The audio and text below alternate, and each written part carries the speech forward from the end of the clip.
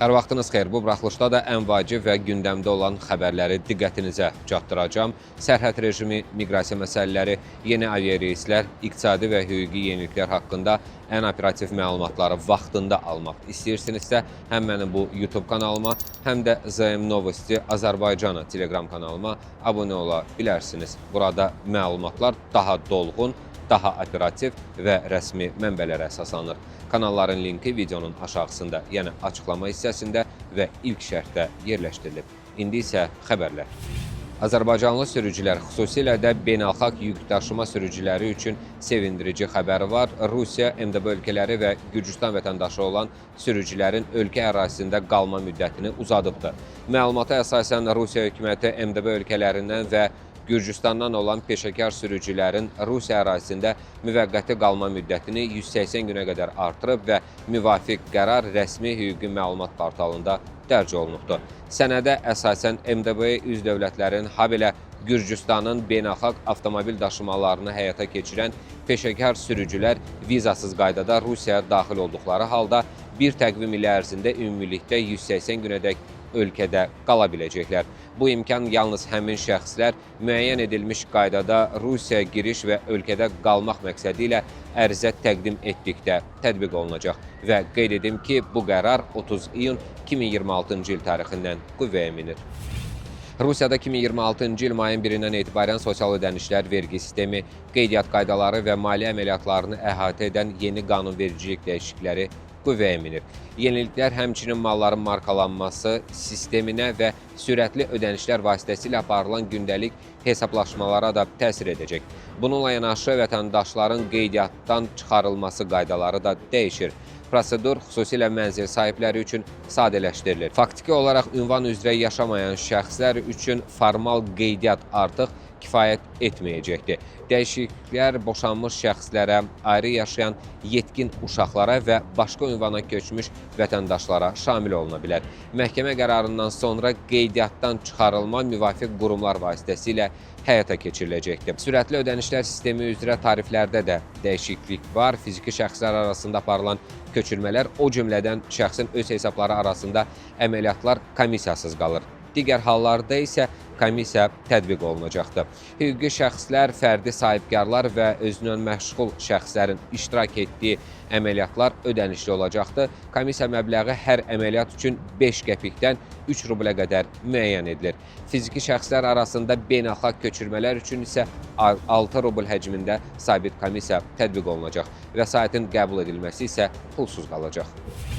Rusiya parlamentinin aşağı palatasında xarici vətəndaşların ölkədən inzibati qaydada çıxarılması ilə bağlı əsasların genişləndirilməsini nəzərdə tutan qanun layihəsinə baxılması planlaşdırılır. Məsələnin mayın 13-də birinci oxunuşda müzakirəyə çıxarılması nəzərdə tutulubdur. Bu barədə parlamentin elektron bazasında yerləşdirilmiş təqvim layihəsində qeyd olunubdur və sənəd hökumət tərəfindən martın 30-da parlamentə təqdim edilibdir və prioritet qaydada baxılması nəzərdə tutulur.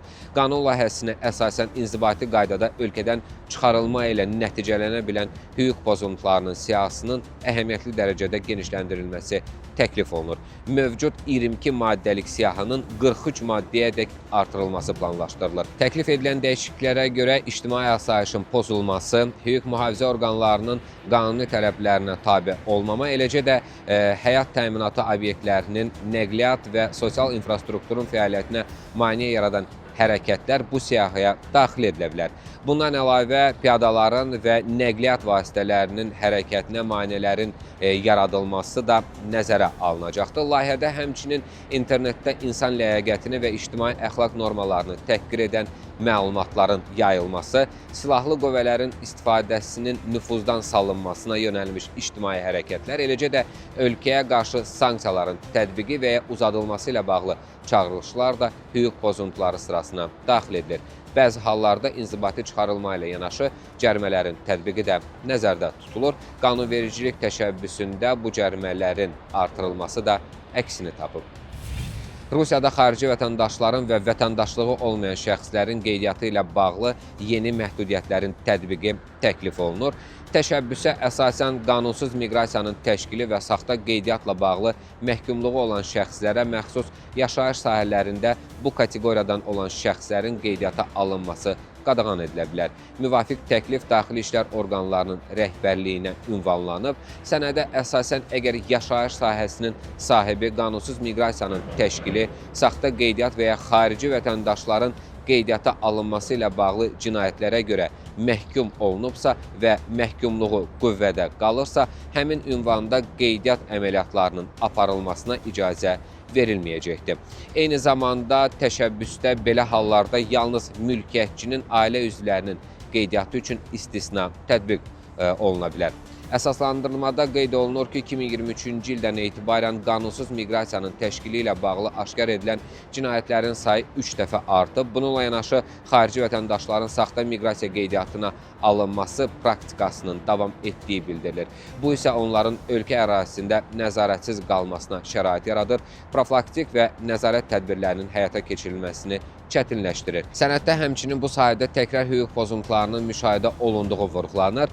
Təklif olunan tədbirlərin qanunsuz fəaliyyətdən gəlir əldə olunmasının qarşısını almağa, təkrar cinayət hallarının məhdudlaşdırmağa, saxta qeydiyyata qarşı mübarizəni gücləndirməyə, həmçinin vicdanlı mülkiyyətçilərin hüquqlarının qorunmağa və miqrasiya uçotu sistemində məlumatların dəqiqliyini təmin etməyə xidmət edəcəyi bildirilir.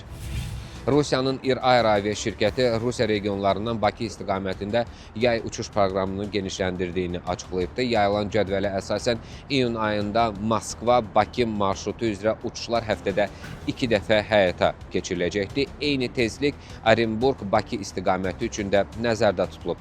Nijnevartovsk və Krasnoyarsk şəhərlərindən isə reyslər həftədə 1 dəfə yerinə yetiriləcəkdir. Bu istiqamətlər əsasən Sibir və Ural bölgələrində yaşayan sərnişinlər üçün nəzərdə tutulubdur. Bununla yanaşı iyun ayından etibarən Çilyabinsk-Bakı, Çilyabinsk marşrutda istifadəyə veriləcəkdir və bu reyslər həftədə 1 dəfə icra olunacaq.